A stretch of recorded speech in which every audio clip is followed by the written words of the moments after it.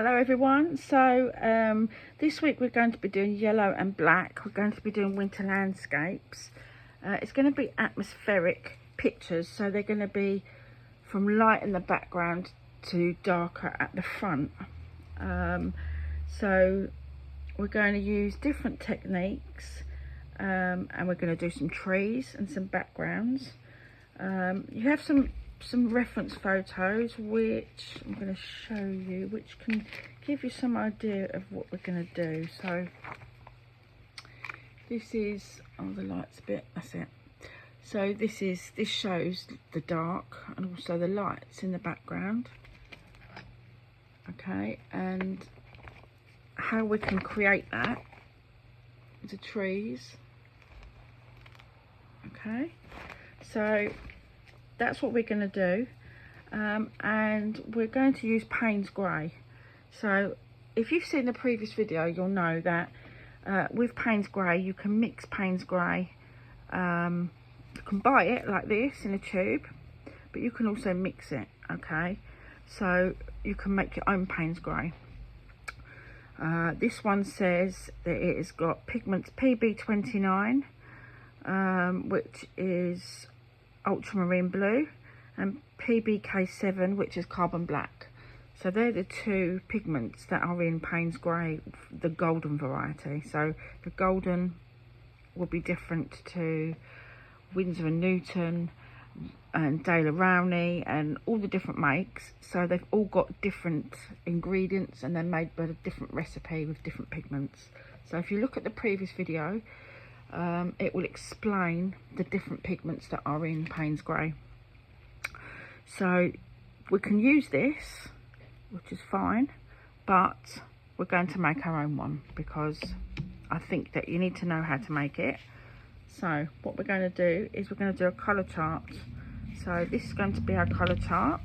So I'm going to do a line across here. So we're going to do 1, 2, 3, 4, 5, 6, 7.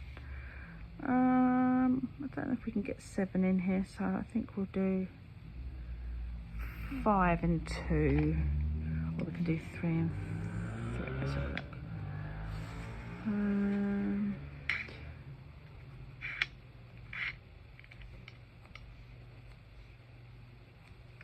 6. Perfect. I'm going to do the width of a ruler because it's just easier to work out. You haven't got to do much then, you can just join all your lines up. So we've got one, it's like an inch, and the width of a ruler. It's just the easiest way for me to do it. Okay, so I think I'll do 4 across here. Let's do, yeah, let's do, well, I might as well just do them all the way across. Sometimes it's just easier, makes it a bit more easier to look at, a bit more uniformed. Okay, so we're going to have 2 lots. It's just the width of the ruler is easier because it just means you get a straighter line, and you know that they're going to be right. Right, I should have just done this the other way really, but there you go. Done it backwards now. So we're going to do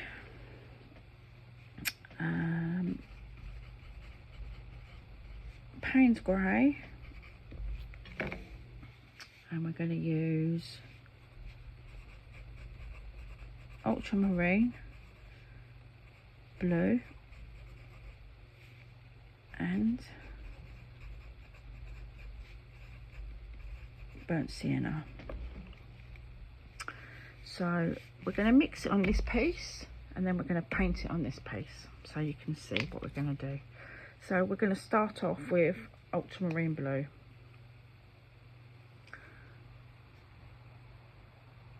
So toothpaste is a little bit bigger than toothpaste size, but I know we're going to be using a few boxes.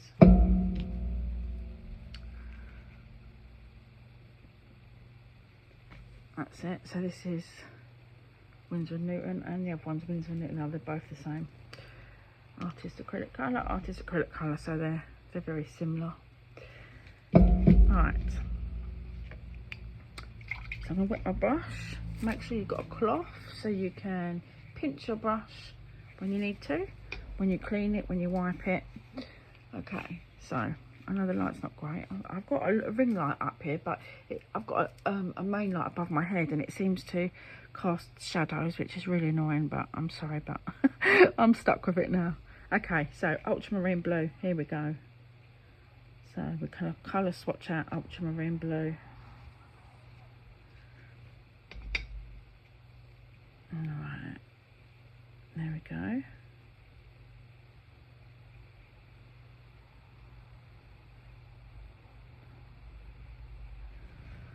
There we go, ultramarine blue. So I'm now in my ultramarine blue, which is the same here. I'm going to add a bit of burnt sienna to it. It's a bit thick. Okay, so there we go.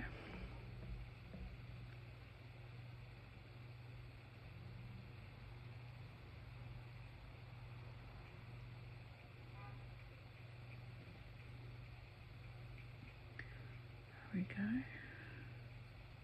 A little bit more water, just because it makes it a bit easier to spread it as well with a bit more water. Okay, there we go.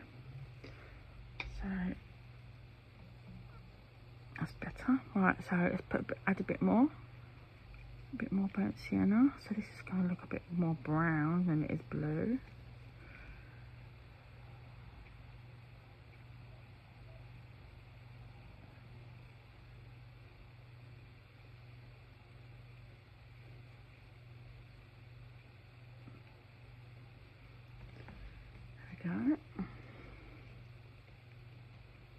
So I'm actually just going to add some water to this now, just to make it a bit runnier so you can see the difference, even though it's the same colour. With thick acrylic, it's handy to see how it's going to be when it's more watery. Okay, so now we're going to add some more raw sienna.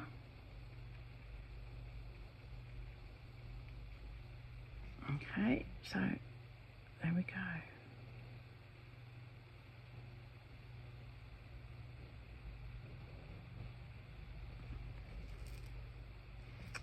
So you can see the blue has gone to grey, then it's gone to a brown. That's the watery one, and then it's gone very brown. So you're looking for different tones for this. And you get like an orange tone to these as well with the burnt sienna.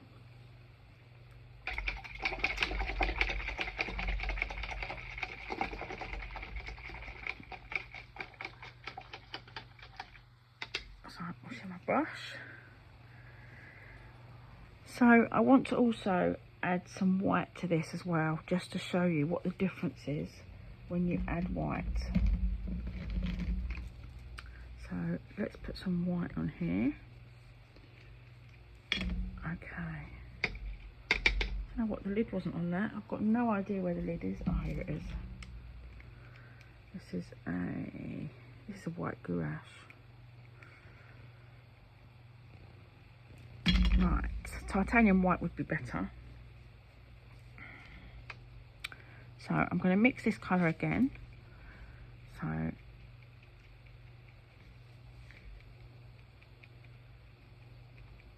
so we know we've got blue, and I'm going to add some.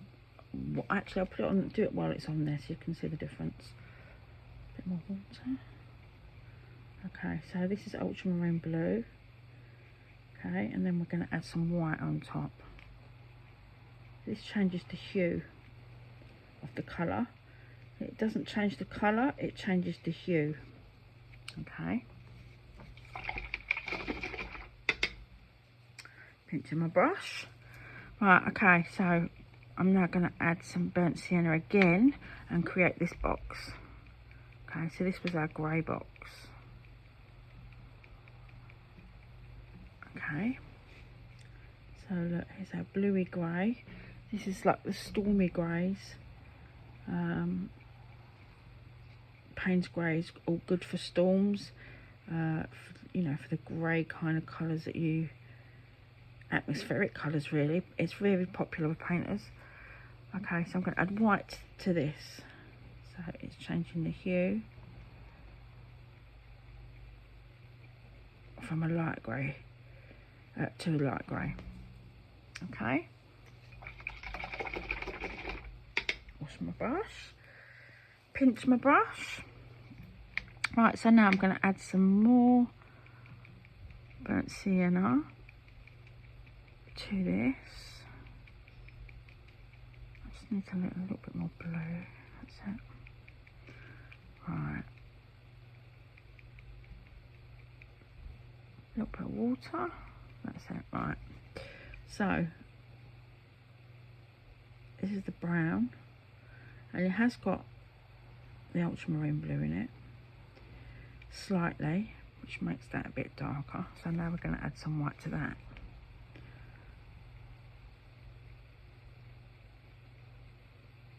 So you've now got the brown. You can see the brown, light brown colours. So the wishy-washy one, which was this one, I'm going to add that too. A bit more water. And then I'll add the white to that as well. I don't think it will be that much different. It's quite like this one though. I'll make it a bit darker. That's better. Okay, so now we'll add some white to that one.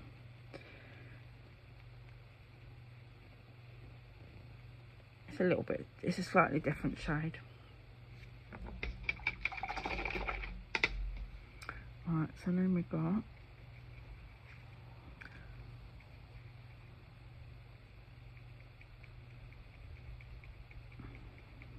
okay. So this was nearly all brown. There is some blue in it, but not a lot. So this is on the brown scale. And I'm going to add some white to that too. You can see, it's not dry, but give you an idea.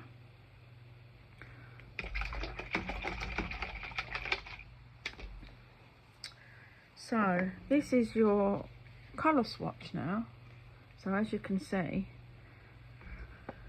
the colours become more muted, but they become, the hue changes and it becomes lighter, and they're like more pastel colours because you've added white to them. So I'll just put added white. Okay, so I'm going to flatten this bit out a bit because I think we're going to use this, but just in case we don't, let's keep that. I like to flatten them out so that it doesn't dry too much, the paint. But I like to use paper to mix my colours on. I think it's easier. I mean, you can use plates. Ceramic plates is a good idea as well.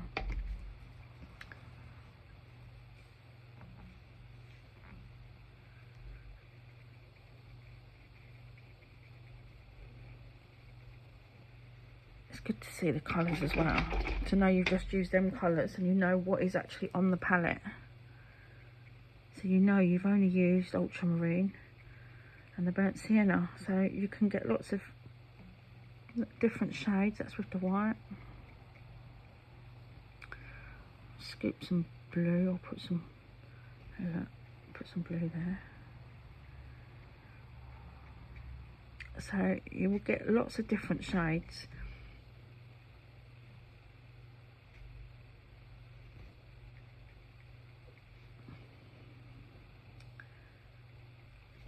Okay, so just practice making your colours up and testing them out and seeing what you like. Label them up so you don't forget which one's which. So this one, I like this one. I'm going to add some to this corner.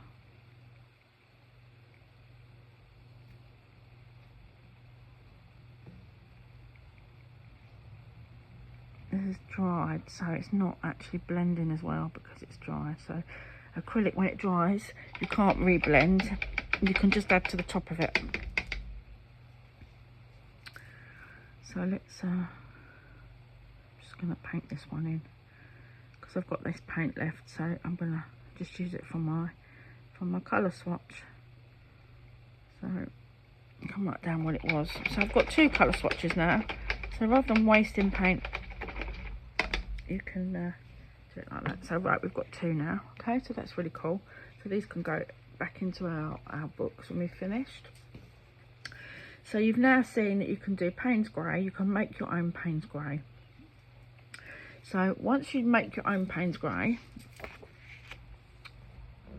so let's, I'm just going to do a big one, just the Payne's grey by itself with equal amounts. So I'm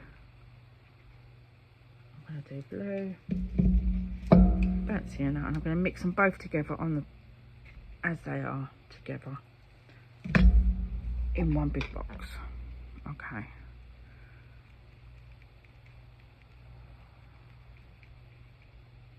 So it needs a bit of mixing when you mix it. It's good to do with a palette knife on a palette and mix the colours together. So go backwards and forwards with your brush, mixing in both sides of your brush with the brown and the blue. You can just see it underneath.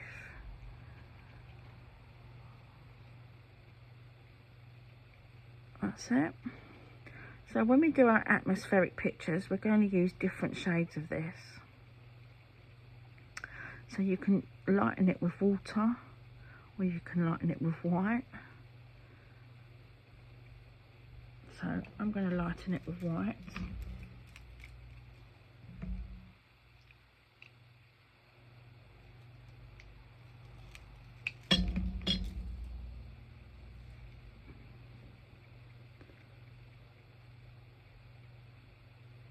Okay, so that's one lot of white. I'm going to add some more white to it. Make it a bit lighter. I'm going to add some more white to it.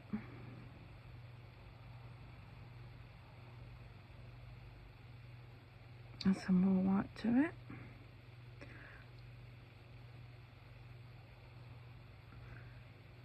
And some more white to it. So if you just add the same amount on your brush each time, then you know how much you're using. Dip it the same amount with the same amount of paint.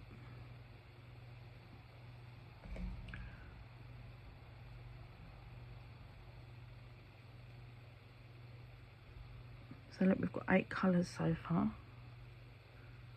Bit more on that one.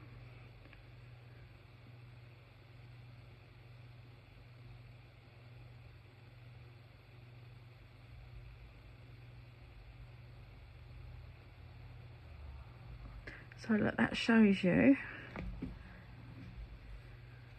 the dark and the lights. So just by adding white, we've now created all of them colours. So that is what we need.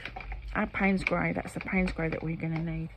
So this just shows you by going one way, we've gone into this section here, we've added white to here, and then we've added white, white, white, white, white, and we've got these colours.